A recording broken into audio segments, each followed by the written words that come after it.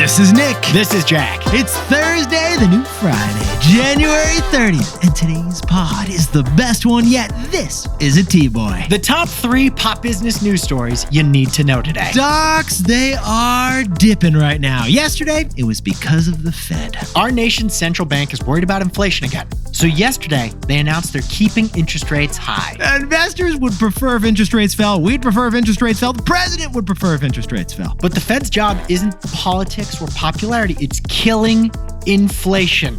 So they gave us tough love and are keeping interest rates high. But in the meantime, Jack and I whipped up 3 fantastic anti-inflation stories for you. Jack, what do we got on today's pod? For our first story, Tesla just announced earnings. But the bigger story is Tesla's new brand. Because Tesla has become a $45,000 MAGA hat. For our second story, Chili's is the hottest restaurant in the country. It's up 300% in the past year. Because Chili's is known for its baby back ribs, but its strategy is great white shark. And finally, for our third story, we all want a credit score over 750. Nice. Maybe even 800. Nicer. Who knows?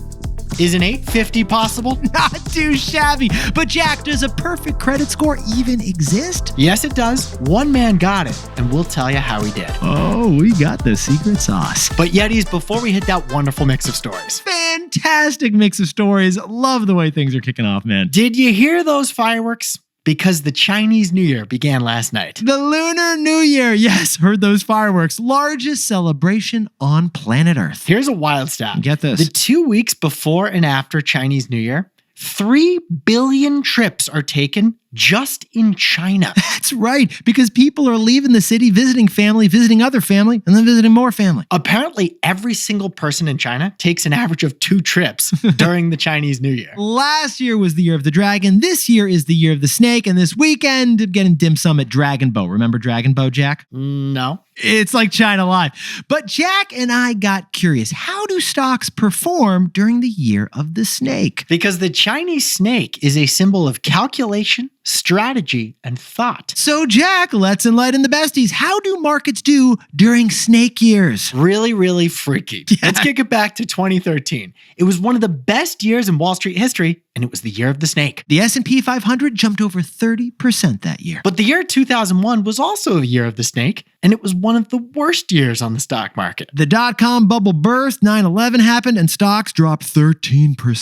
1977, the year Apple was founded. Nice. It's become the most valuable company in the world. But Jack, 1929, the Great Depression began, the stock market crashed, one of the worst years in history. So Yetis, we don't typically base our investments on the zodiac calendar. Yeah, otherwise we'd be all in on Peloton stock during the year of the bull. But the year of the snake. Yeah. Which my third child's gonna be born in, Nick. He is. It'll either bite you or it'll kiss you. If you know, you know. This isn't investment advice, No, it's not. but we're bullish on the snake. We're gonna go all in. Jack, let's hit our 3 stories. 15 years before this song, 2 boys from the Northeast met in the dorm. They had an idea that caused a cultural storm. It's the best one yet, but the best is the norm. Jack, Nick, that's it. I don't even think they need to practice. 50%, that's a fat tip. T-Boy City on your at list. If you know, you know, cause we ready to go. We can't wait no more, so just start the show.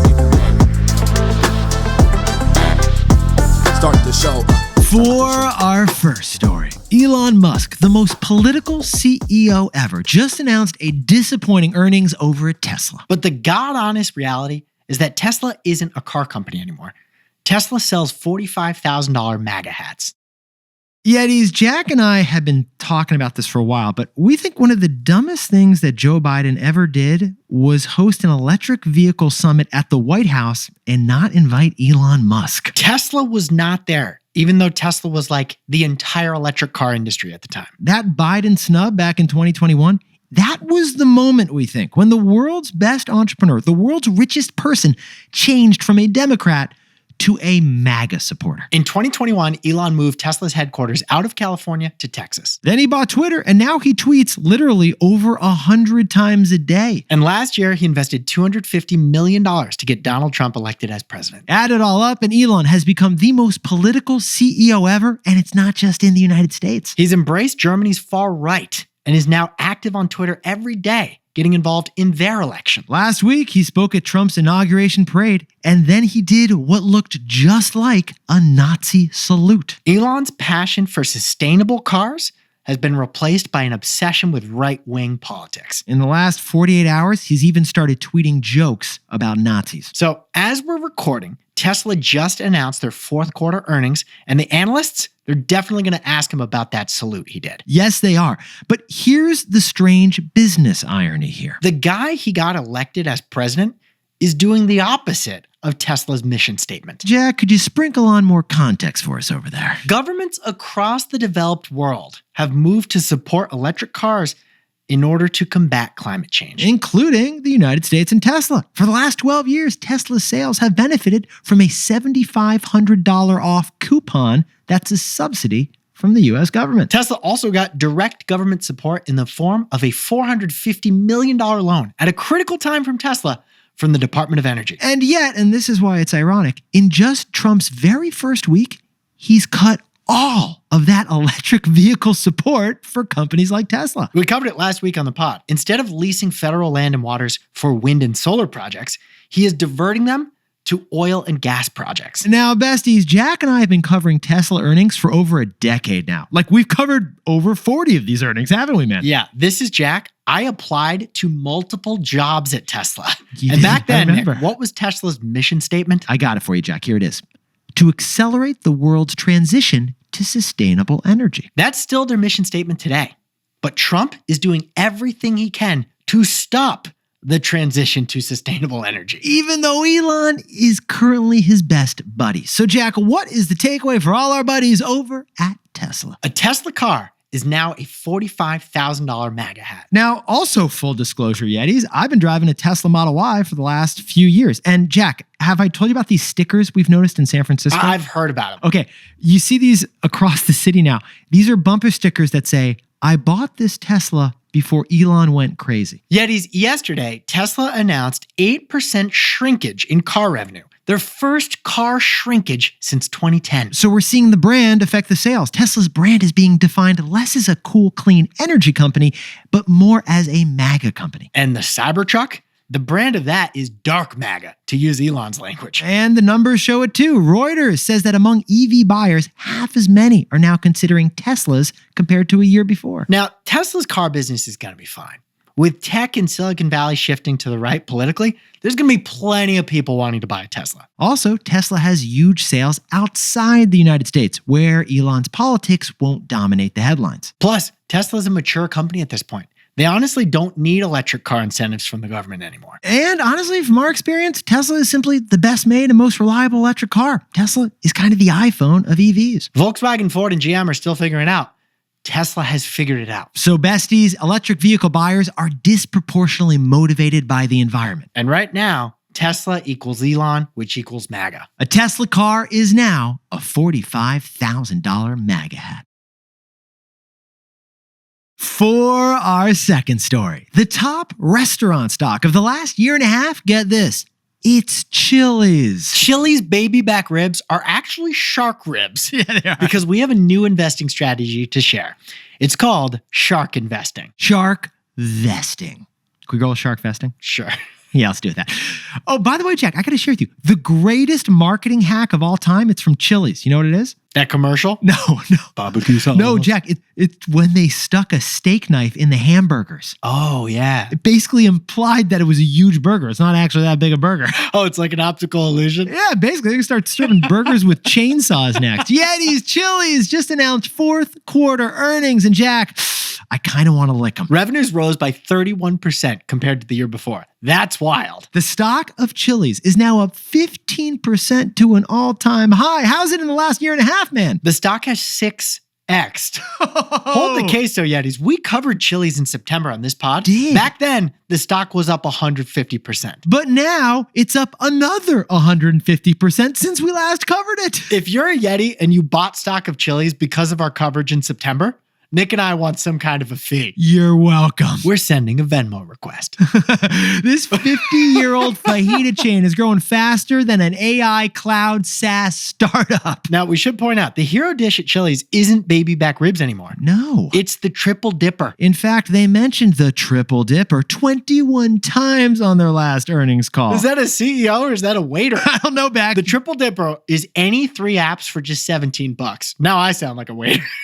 Mozzarella sticks, a fried egg roll, chicken wings, all that for $17. And what's the strategy? That deal is a Big Mac killer. Yeah. If you compare that deal to fast food, it's the same price, but much better value. More calories, and you get a waiter who's serving you. And the platter is sizzling.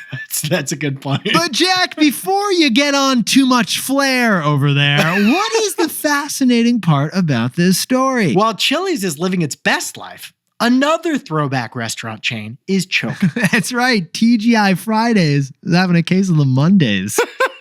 TGI Fridays is a very similar brand. It's basically Chili's, but with a floater of tequila in that margarita. And they hit their all-time sales high back in 2008. Tom Cruise once filmed a movie at a TGI Fridays. Cocktail was filmed there. According to the Wall Street Journal, TGI Fridays was once so cool, they had a velvet rope and a bouncer. Yeah. Because they were too full. If you wanted to get into TGIF, you had to know a guy. But the 80s vibes of TGIF never grew up. And Friday happy hour, it's not as big as it used to be. Yeah, we covered it on the pod. You're not going out at 5 p.m. on Fridays. So just 2 months ago, after already shutting 55% of their restaurants, TGI Fridays filed for bankruptcy. Oh, their recent mistake, by the way, they started serving sushi, Jack. Too soon, man. Don't order nigiri from a place that has tires on the wall. Don't kick a guy who's down, dude. Come on. So, Jack, what's the takeaway for our buddies over at Chili's? When there's blood in the water, invest in the sharks.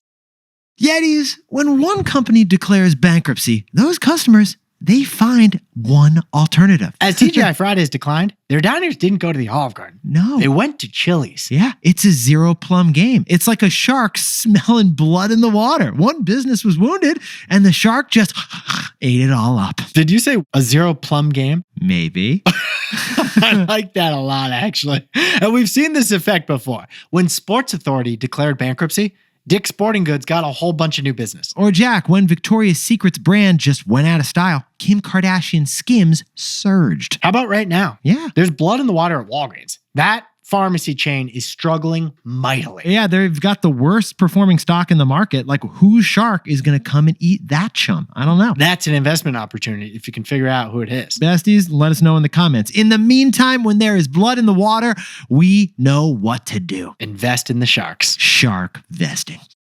Hey Yetis, if you're a bestie, take a sec and hit that subscribe button. And like this video while you're at it. If you leave a comment, by the way, we'll read it.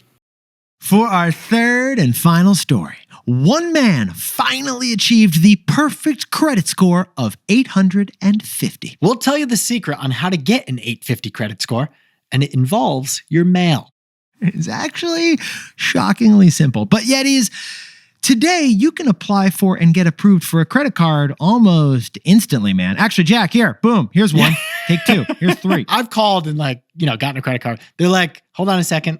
Yep, you're approved. Yeah, I'll send him 4 of them. But in the 1960s, getting a credit card was a lot like getting into an exclusive club. In fact, my dad had a credit card called Diners Club, Jack. That is so old school. So, Yeti, 60 years ago, 2 guys developed a math formula to get membership into that credit card club. Their names were William Fair and Earl Isaac, the 2 original men of finance. And they started a company called Fair Isaac Company, the acronym of which was FICO, FICO. That's how we got the FICO number. It's your primary credit score that pretty much all financial institutions look at. And the FICO credit score has a secret recipe to evaluate your credit. Of course it's secret, because if it wasn't secret, we wouldn't need this company. Yeah, they look at like your credit history, your payment record, the types of credit you have, and then they rate you on a scale of 300 to 850. And your credit score is important. It can determine whether or not you can afford a house, afford a car, or get an American Express credit card. Yeah, basically your blood pressure gives you your physical health score. Your credit score gives you your financial health score. And there's even now a dating app that will match you based on your FICO credit score. You know how I knew I wanted to marry Molly? I saw she was a 765, and I was like, I got to get down on one knee. Really spicy. I'll show you mine if you show me yours situation. But besties, get this. If the credit score is so critical, how do you actually get a perfect credit score? Well, one man just found out. Yep. Steve Mitchell, 52 years old, born and raised in Texas. He's bald, usually wears black t-shirts based on the Wall Street Journal profile we saw. Yeah. Big fan of Iron Maiden. And Steve always paid his bills on time. In fact, Steve had a great credit score, Jack. He was at like 840, not too shabby. Wow, I've never even been close to that. But 5 years ago, Steve started on a quest, a noble quest, to get the perfect credit score of 850. And along that quest, he discovered a whole lot of nonsense about how FICO works. For example, Steve discovered that closing old credit card accounts actually hurt your credit score. And opening more credit cards, something associated with having a shopping problem, actually helped his score. So it is strange, but financially responsible moves actually made his credit score go down. I get pings all the time. Your credit score has changed. And I go and check. There's no explanation for the change. Well, Jack, for a whole year, Steve was stuck at one specific score, 848, 2 points away from a perfect score. He learned that having a $0 balance on all his credit accounts was hurting him from getting 850. Okay, so here's what he did. Steve started tinkering and discovered that actually having a small balance of 1% of his credit limit on his card, that actually helped his credit score. So finally, after 5 years, he hit 850. Congratulations, Steve. Why it took so long, it remains a mystery. Nobody really knows. Now, add it all up, and only 1.5% of Americans have hit a perfect credit score of 850, according to the Wall Street Journal. But Jack and I jumped in T-Boy style, and we discovered there are 4 specific traits shared by people with perfect credit scores. First, you should have multiple credit accounts. Second, you should use a small portion of your credit card limits. And third, you need to pay your bills on time. It's kind of messed up, but the less you need credit, the more creditworthy you actually are to the credit card companies. The fourth thing you need is our takeaway. So Jack, what's the takeaway? Debit or credit for our buddies with credit cards? The best way to boost your credit score is to simply know what it is.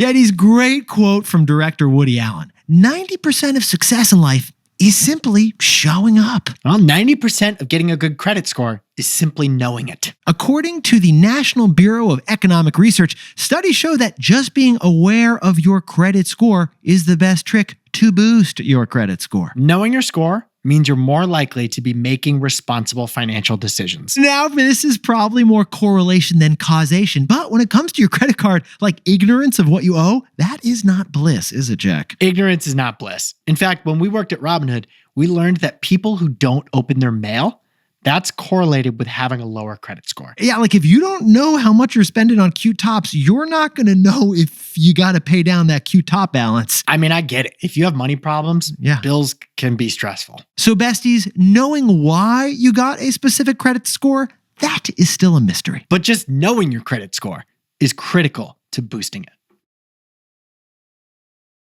Jack, could you whip up the takeaways for us for the new Friday? Tesla just announced an 8% drop in automotive revenue last quarter, but the stock remains close to record highs. A Tesla car is now a $45,000 MAGA hat. For our second story, Chili's is simply the best restaurant stock right now.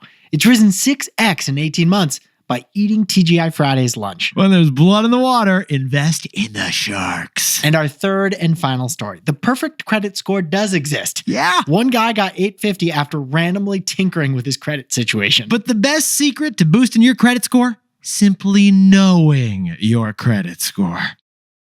But Yetis, this pod's not over yet. Here's what else you need to know today. First, on Tuesday, President Trump announced a freeze to anything receiving federal grant money. On Wednesday, he rescinded it. It was his most impactful executive order, but it caused chaos. So he reversed it. And other President Trump news, he's offered 1.5 million federal workers a choice. They can retire and take 8 months of severance or prepare for a very different kind of work situation under the new administration. And second, Boom Aeronautics, great name, achieved its first ever supersonic flight for a passenger airplane. Remember those Concorde jets that could fly from New York to London in 3 hours? Or New York to Boston in 12 seconds? Well, Boom is trying to make the next generation of that. So they want to basically bring back the Concorde. These planes could hold 60 to 80 passengers. This thing flew Mach 1.1. That's 750 miles per hour. And finally, something unprecedented happened. A baby was born at a Krispy Kreme donut shop. That's right. During last week's winter storms, a woman in Alabama was stuck because of the snow, gave birth to a healthy baby boy over at a Krispy Kreme. It's an incredible story. It was an emergency, obviously, True. and the staff must have helped out. And guess what? Yeah. Everyone is healthy. Yeah, it's history because it's the first time ever that a Krispy Kreme was listed as a place of birth on a birth certificate. So Krispy Kreme is reportedly giving the family free donuts for the whole first year. Although Jack's a shareholder, and Jack, how do you feel about all those free donuts given away by Krispy? I think that's money well spent. Well played, Krispy. They better be glazed.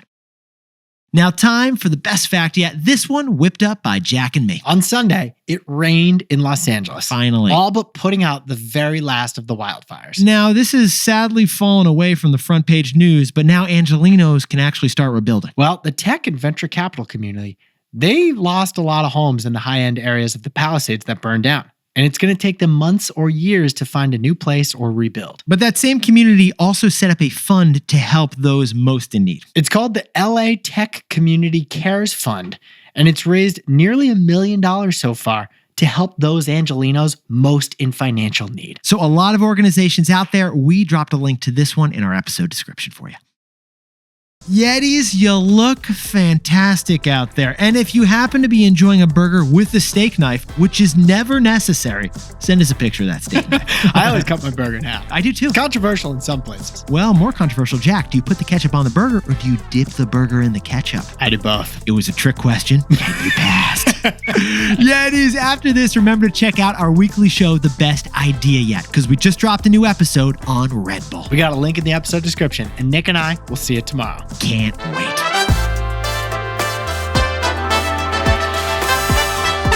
And before we go, congratulations to Yeti Tina Lee, who's got a new baby boy on the Upper West Side, and you better be feeding him some Lenny sandwiches. Congratulations to Kelsey Black, who just got nominated for Best Small Business in Pflugerville, Texas. Congrats, Kelsey. And Ken Say in Lake Worth, Florida, is having the best birthday yet. Happy birthday to Bob Hastings in New Bern, North Carolina, and who's got a new baby due tomorrow. Very exciting. And Nicholas Cicero, legendary Yeti of Queens, New York, is celebrating down in Philadelphia, we assume, with a Geno's cheesesteak. And to anyone else who's celebrating something today, make it a T-boy. Celebrate the wins. This is Jack. I own stock of Krispy Kreme and Victoria's Secret, and Nick and I both own stock of Apple, Peloton, and I think that's it, right? Did you buy Krispy Kreme and Victoria's Secret on the same day? Something makes me feel like that was the same day purchase. Check the stock records.